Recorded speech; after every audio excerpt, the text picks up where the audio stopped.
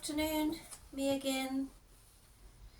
I wish I could say I'm sitting on Abba's knee in the true sense of just taking loads of time to just breathe in his presence and worship. And at the moment it's not lots of time, but I do have lots of things to share from previous journals and things I've written, so I hope you will accept that.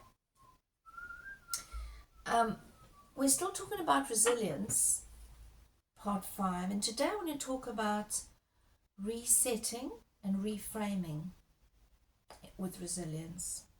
We've looked a little bit at Viktor Frankl and him having the thought in his mind of speaking to his wife again, trying to have a sense of humour, knowing he still had a manuscript to write, so he had those future goals, his logotherapy.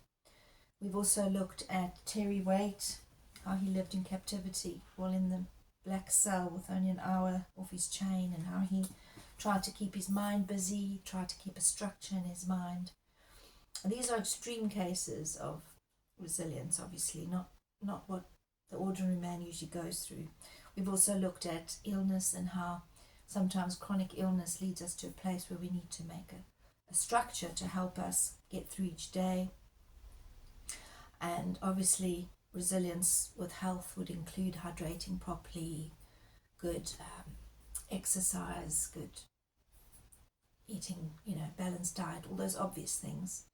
And then there's a field of study called neuroplasticity, and how there's the study of how we can actually retrain our brains and possibly also change some of the neural networks.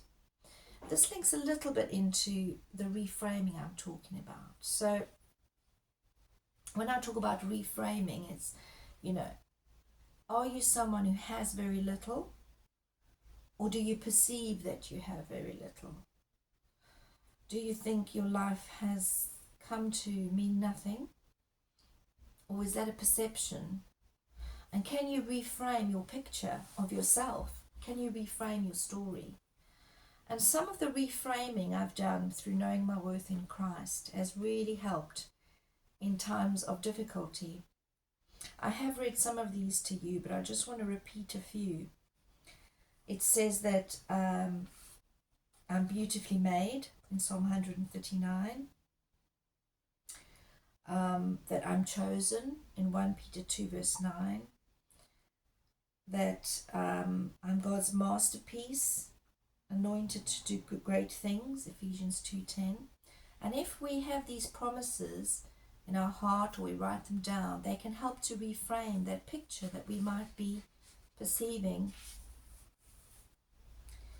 I've often had fear of health issues, from various illnesses in the past, and it has affected perception.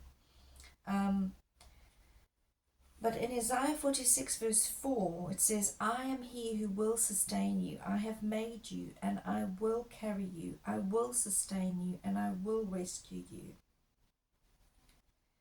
And also for those who are perhaps getting older, in Isaiah 46 verse 4, it says, even in your old age and grey hairs, I am he. I am he who will sustain you. I have made you, and I will carry you. I will sustain you and rescue you. That's that same bit I've repeated there. Since you are precious and honoured in my sight, and because I love you, I will give men in exchange for your life, and people in exchange for your life. Isaiah 43 verse 6. So there are a lot of promises.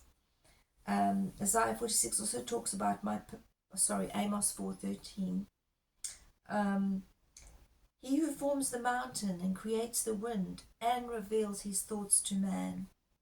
The fact that Jesus can actually reveal his thoughts to us can give us hope in times of difficulty. So I'm talking about reframing and resetting. Reframing using the promises of God. Also reframing by looking back to look forward. When we see how far God has brought us, or we look through old journals and we see what we've come through by God's grace, or what he's told us, that can also help to reframe our future picture. Psalm 17 verse 4 says, guard me as the apple of your eye, hide me in the shadow of your wing. All these promises can really help. So another way of becoming more resilient is reframing your picture with the promises of God, with those positive, they're not just positive affirmations, but some people might call them there. And then also resetting. So for some who are only working part-time or who have chronic fatigue, I did a reset for quite a while where I would lie down at between 12 and 1 and I would put on relaxing music or the scriptures, the healing scriptures. I'd set my alarm and I would force myself to rest and to meditate on these scriptures, and the alarm would go off and it was like a reset for the afternoon. So reframing with the scriptures, with looking back to look forward, and then resetting with a gap in the day. I'll talk more in my next session about how music and rejoicing can help build resilience, but I hope that has been helpful for you today. Thank you. Goodbye.